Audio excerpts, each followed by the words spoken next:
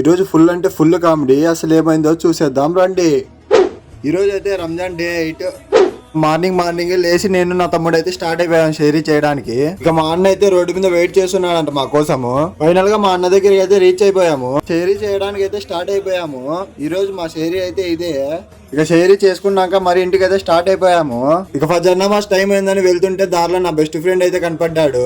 వాడైతే నాకే ఓ వీడియోలో చూపిరా అన్నాడు. సరేలేరా మావా అని చూపిస్తుంటే వాడైతే సిగ్గుపడుతున్నాడు. వాడైతే నాకు లైఫ్ లోనే బెస్ట్ ఫ్రెండ్.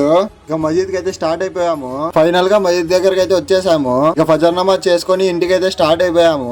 ఇక ఇఫ్తార్ టైం ఉందని అన్ని రెడీ చేస్తున్నాను.